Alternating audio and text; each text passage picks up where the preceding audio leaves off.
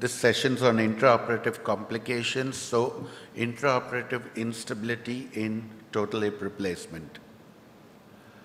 So this sort of situation is really any surgeon's nightmare. They've done a surgery and suddenly they find the hip is dislocated like that. Let's look at what's gone wrong here. You've got a vertical cup, there's inadequate anteversion, the head is a 22 millimeter head, the tissue tension seems to be inadequate, and if you look at the obturator foramen, you can see there probably is some element of spinopelvic anomaly because you can see the full obturator foramen round. When you're assessing a patient for a total hip, remember there is a certain group of patients who are at-risk dislocators, and these have red flags. You need to be prepared for these. The hyperflexible patients, patients with neuromuscular dysfunction, gluteal insufficiency, alcoholism, knee flexion deformity, and spinopelvic anomalies. These are patients where you need to address your approach and maybe keep a dual mobility cup around. So now let's move to intraoperatively. You've done your templating, you've done a good surgery, now you've put your trials in place. How do you assess the stability intraoperatively? 4 maneuvers you need to do. First, you flex the knee 90 degrees and internally rotate by 40 degrees. Second, you flex the knee and put it across the other knee, so flexion and adduction. Third, full external rotation in extension, and here you can see my finger is in the joint looking for any impingement. And lastly, figure of 4. If with these 4 positions your hip is stable, that means you've got a stable hip. There are other ranges you need to do, but here we are looking at stability. Now, if it is dislocating or the hip is popping out, that means something is wrong. So you need to go back to square one and start again. Look at your patient position. Has the patient position changed? Because then you may have gone horribly wrong. Look at the implant position. Look at your combined version. Look at impingement and look at the tissue tension. So how do you look at your acetabular position? You use the TAL, you use the bony landmarks of the patient. The TAL is probably the most accurate guide. And lastly, look at the axis relative to the long axis of the patient. How do you look at femoral version? Look at the natural femoral neck. What is the version of the natural femoral neck? And how do you see this version? Look at it relative to the tibial axis.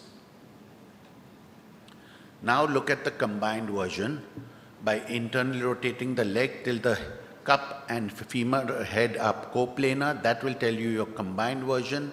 A lot of values have been given for combined version. The value I like to use personally is the one by Widmer, which was a functional analysis which gave the best coverage.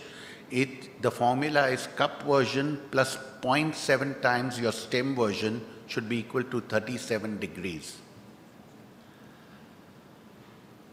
Now, if you feel your implant position is good, the next thing you look at is impingement causing dislocation. Remember, impingement can cause dislocation or loosening of the implants.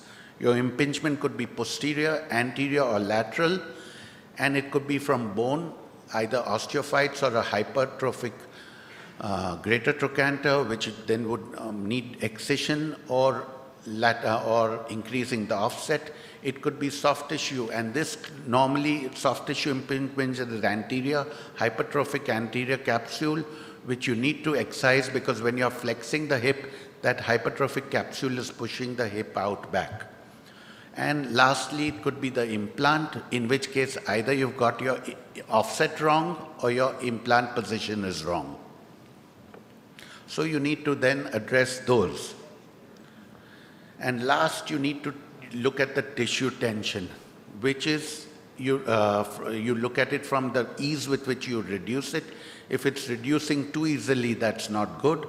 and you look at the shuck test. Now remember, when you're doing the shuck test, don't do it in flexion, do it in extension. And what is acceptable? For me, anything more than 5 mm is not acceptable.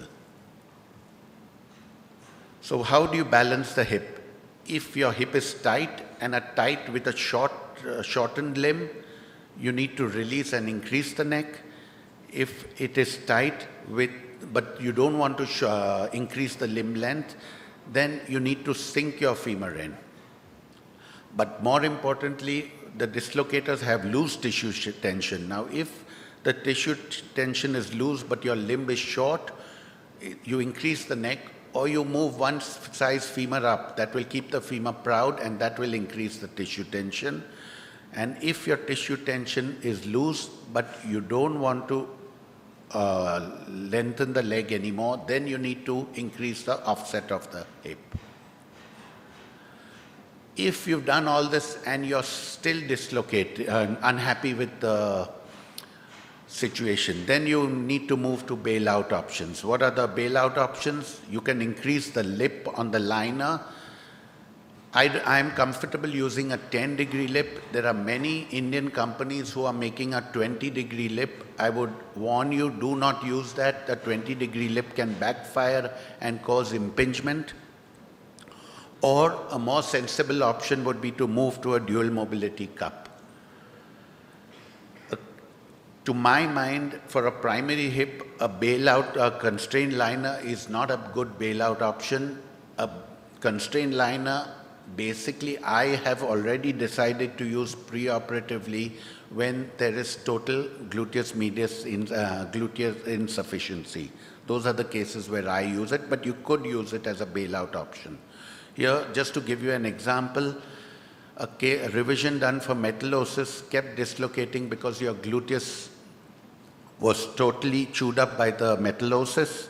I put in a constrained liner and 10 years later the patient is still doing well. So let's come back to a patient. What did I do?